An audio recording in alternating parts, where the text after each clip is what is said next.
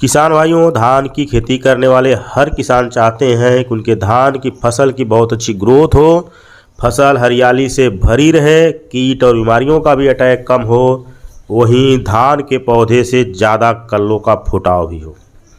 हर किसान चाहते हैं कि उनके एक पौधे में कम से कम 20 कल्ले ज़रूर हों। अधिकतम कल्ले 30 से 35 हों, लेकिन न्यूनतम कल्लों की संख्या कम से कम 20 ज़रूर हो, क्योंकि कल्लों के फुटाव पर भी हमारे धान की पैदावारी निर्भर करती है। ख़ास तौर पे जब हम अपनी धान की रोपाई मजदूरा वर्ग से कराते हैं तो हमारे धान की रोपाई दूर दूर हो जाती है, और दूर दूर होने के कारण यदि कल्लों का फुटाव नहीं हुआ हमारे धान के पौधे में तो निश्चित तौर पे बालियां कम आएंगी, जिसका परिणाम क्या होगा कि पैदावारी में हमें कमी देखने को मिलेगी। तो एक तो पौधे दूर दूर हो जाते हैं, और दूसरे यदि उसमें कल्लों का फुटाव नहीं हुआ तो निश्चित तौर पे हमें पैदावारी में घाटा होगा। तो आज हम बात करेंगे कि अपनी धान की फसल में कल्लों की संख्या कैसे बढ़ाएं। वैसे हम अपनी धान की खेती के लिए रासायनिक फर्टिलाइज़र्स का ज़्यादा से ज़्यादा यूज करते हैं। रासायनिक फर्टिलाइज़र्स में हम DAP, potash, urea, zinc, sulphur, magnesium sulphate, ferrous sulphate आदि फर्टिलाइज़र ज़रूर देते हैं, और इन्हीं फर्टिलाइज़र्स के भरोसे हमारी धान की फसल की ग्रोथ बहुत अच्छी होती है, कल्लों का फुटाव भी ज़्यादा देखने को मिलता है, और जिसका परिणाम यह होता है कि आगामी समय में हमें बहुत अच्छी धान की पैदावारी भी मिलती है। लेकिन हमें इन उर्वरकों को बहुत ही उचित समय पे अपनी धान की फसल में देना चाहिए। धान की रोपाई के समय हम DAP और पोटास का इस्तेमाल कर सकते हैं।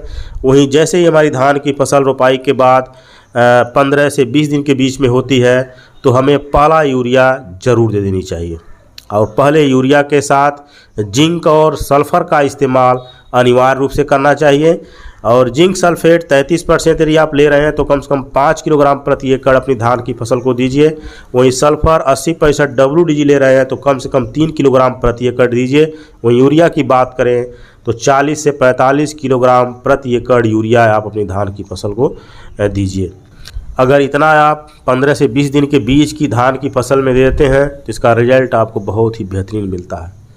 और यूरिया के वजह से भी कल्लों का फुटाव ज़्यादा होता है, जिंक के वजह से भी हमारी फसल की ग्रोथ बहुत अच्छी होती है, कल्लों का फुटाव अच्छा खासा देखने को मिलता है। वहीं सल्फ़र की बात करें तो सल्फ़र भी हमारी धान की फसल के लिए बहुत ज़रूरी है।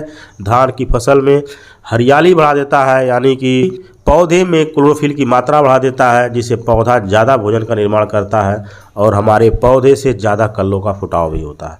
लेकिन इतना देने के बावजूद भी अगर हमारी फसल की ग्रोथ अच्छी नहीं है, कल्लों का फुटाव बहुत अच्छा नहीं हो रहा है, तो निश्चित तौर पे हमें कुछ चीज़ें और देने की ज़रूरत है।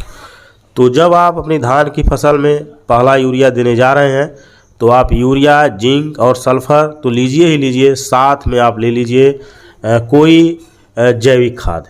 और जैविक खाद बहुत सारी कंपनियां आती हैं, किसी भी अच्छी कंपनी का आप ले लीजिए जो समुद्री शैवाल से बना हुआ हो। ख़ास तौर पे आप देख रहे हैं कि मार्केट में 2 उत्पाद काफ़ी नामी हो चुके हैं, एक बायोवीटा और दूसरा सागरिका। तो आप अगर अन्य कंपनी के बारे में नहीं बहुत जान रहे हैं तो आप बायोवीटा ले लीजिए या तो सागरिका ले लीजिए। बायोवीटा यदि आप ले रहे हैं तो आप 4 किलोग्राम प्रति एकड़ की दर से ले लीजिए। वहीं सागरिका आप ले रहे हैं तो आप 10 किलोग्राम प्रति एकड़ की दर से ले लीजिए। और इन्हें भी आप यूरिया, जिंक, सल्फ़र के साथ मिला करके अपनी धान की फसल में पहले खाद के रूप में आप ज़रूर दीजिए। तो जैसे ही आपकी धान की फसल 15 से 20 दिन के बीच में है और ये सब चीज़ें अपनी धान की फसल में दे देते हैं तो निश्चित तौर पे बहुत ही बेहतरीन रिजल्ट आपको देखने को मिलेगा। पौधे में हरियाली बढ़ जाएगी, यानी कि 72 घंटे में ही आपकी फसल में रौनक आ जाएगी, और पौधे से कल्लों का फुटाव बहुत ज़बरदस्त होगा। कल्लों के फुटाव के लिए जो समय होता है वह होता है 15 से लेकर 40 दिन के बीच का समय, और इसी बीच में हमको विशेष तौर पे अपने धान की फसल का विशेष ध्यान रखना है। अगर इसमें हमने उर्वरक देने में कोताही कर दी, अगर हमने ध्यान नहीं रखा तो निश्चित तौर पे हमारे पौधे में कल्लों का फुटाव कम होगा, जिसका परिणाम क्या होगा कि बालियां कम आएंगी और पैदावारी घटेगी। और एक चीज़ और ध्यान रखें कि जब आपकी धान की फसल 20 से 25 दिन की हो जाती है तो निश्चित तौर पे आपकी धान की फसल में खरपतवार नहीं होने चाहिए। यदि ज़्यादा खरपतवार आपकी फसल में होते हैं तो भी कल्लों का फुटाव कम होता है, फसल की ग्रोथ कम होती है।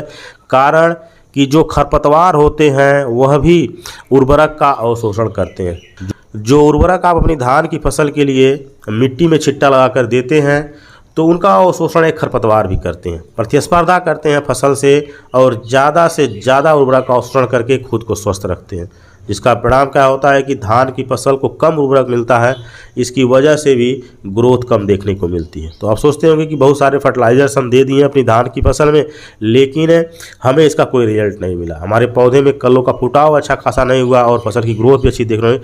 तो निश्चित तौर पर आपको खरपतवार पर भी काम करना है, यानी कि आपकी धान की फसल में खरपतवार बिल्कुल नहीं होने चाहिए। यदि खरपतवार नहीं है तो निश्चित तौर पर आपके धान के पौधे से ज़्यादा कल्लों का फुटाव होगा। तो पहले खाद पे आपको देना है यूरिया, जिंक, सल्फर, बायोबीटा या सागरिका। और वैसे ही जब आप दूसरी खाद अपनी धान की फसल को देने जा रहे हैं तो मान लीजिए आप 15 दिन पे धान की फसल को आप यूरिया दिए हैं, तो कम से कम 15 दिन का टाइम ले करके, यानी कि 30 दिन की जब आपकी धान की फसल हो जाए तो उस समय आपको अपनी धान की फसल में दूसरा यूरिया देना है। और दूसरी यूरिया के साथ भी हमें वही चीज़ देना है जिसकी हमारे पौधे में कमी है। भले ही आपने पहले यूरिया के साथ जिंक, सल्फर, बायोबीटा, सागरिका दे दिया है, लेकिन आपकी फसल में यदि जिंक की कमी दिख रही है तो आप दूसरे यूरिया पर भी आप जिंक दीजिए, और यदि सल्फर की कमी दिख रही है तो दूसरे यूरिया के साथ भी आप सल्फर दीजिए। तो आप दूसरे खाद के रूप में यूरिया आप ले सकते हैं 35 से 40 किलोग्राम, और इस समय यदि आप देते हैं तभी 10 से 15 दिन का समय बचा हुआ होता है आपकी धान की फसल की ग्रोथ के लिए। तो निश्चित तौर पे दूसरे यूरिया के साथ आप 2 चीज़ और शामिल कर सकते हैं, एक मैग्नीशियम सल्फेट, और मैग्नीशियम सल्फेट आप ले सकते हैं 6 से 7 किलोग्राम प्रति एकड़, और वहीं आप एक और फर्टिलाइज़र ले सकते हैं जिसका नाम है फेरस सल्फेट, और इसे आप ले सकते हैं 6 से 7 किलोग्राम प्रति एकड़। ये बहुत ज़्यादा महंगी नहीं आती हैं। इनका भी इस्तेमाल यदि आप दूसरे यूरिया के साथ कर देते हैं तो आपकी फसल की ग्रोथ देखने लायक होती है, और फसल लंबाई में तो बढ़ती ही है, साथ में पत्तियां भी चौड़ी होती हैं और गजब का रिस्पांस देखने को मिलता है। तो निश्चित तौर पे हम फर्टिलाइजर्स देकर और कुछ ऑर्गेनिक खाद देकर अपनी धान की फसल की बहुत अच्छी ग्रोथ करा सकते हैं, और कल्लों का फुटाव भी ज़्यादा देखने को मिलता है। यदि आप 15 दिन की फसल होने पर यदि आप बायोबीटा और सागरिका का इस्तेमाल कर देते हैं तो आपके एक पौधे में 20 से 22 कल्ले निश्चित तौर पे मिल जाएंगे। तो बहुत अच्छा रिजल्ट मिलता है इन सब खादों का। तो आप पहले यूरिया के साथ और दूसरे यूरिया के साथ जो चीज़ हमने बताया है निश्चित तौर पे आप दीजिए, आपको बहुत अच्छा परिणाम देखने को मिलेगा। आपकी फसल की ग्रोथ अच्छी होगी, कल्लों का फुटाव ज़्यादा होगा, और बहुत अच्छा आपकी फसल देखने में भी लगेगी, हरियाली से भरी हुई होगी, और प्रकाश संश्लेषण की क्रिया भी आपकी फसल में ज़्यादा होगी। पौधे ज़्यादा से ज़्यादा पोषक तत्वों का अवशोषण करेंगे, और जब ज़्यादा भोजन करेंगे तो निश्चित तौर पे आपकी फसल की अच्छी ग्रोथ होगी। तो किसान भाइयों, जानकारी कैसी लगी कमेंट में ज़रूर बताएं। तो अगले वीडियो में फिर मिलेंगे, तब तक के लिए धन्यवाद।